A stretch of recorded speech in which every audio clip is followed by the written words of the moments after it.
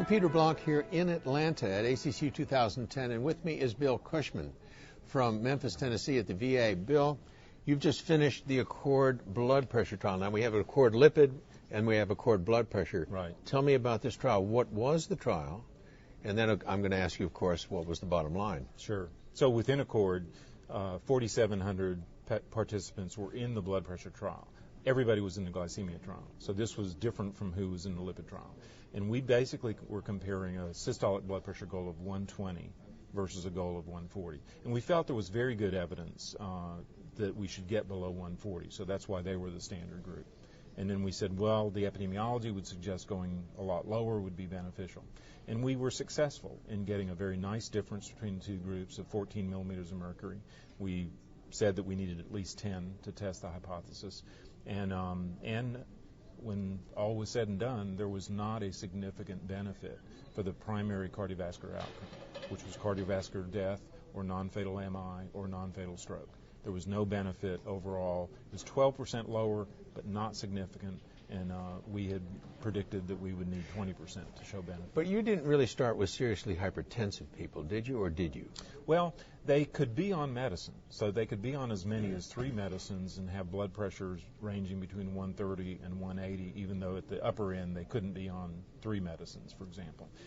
So the average blood pressure was 139 and in a mostly treated population. So that's actually a higher average blood pressure than we see in clinical practice when we're treating blood pressure. But you're not telling me that high blood pressure is good for you, are you? No, absolutely not. All right. So how do you meld that with what you're telling me? Yeah. So I think we have very good evidence you ought to get below 140. Okay. And so then, but to keep pushing and giving a second or a third or a fourth or a fifth drug to get down to 120 does not seem to be warranted in our study.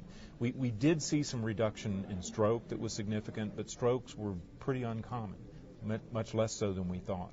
And so even though it was a relative risk difference that was similar to prior hypertension trials, it was a secondary outcome and it occurred at a very low rate. Well, the INVEST trial has shown that if you lower blood pressure too much, in fact, that's bad.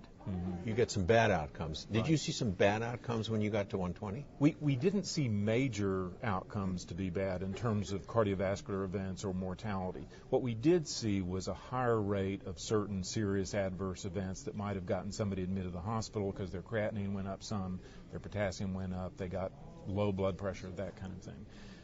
One difference in INVEST is that in every hypertension trial almost, if you look at trials, the people that got the lowest blood pressures just spontaneously in the trial often did worse for outcomes. And so in INVEST, their goal was 140, and it was really the people that were down around 100, 110 that were doing poorly. So I don't think it says necessarily that it's the treatment that did it. It may be identifying a high-risk population.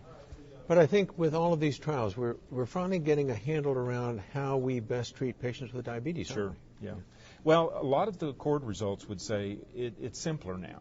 Although it takes an awful lot of effort sometimes just to get down below 140 systolic, or to keep people on a statin, or to even keep their A1Cs below 8. So we're saying do those things and do lifestyle in addition to that.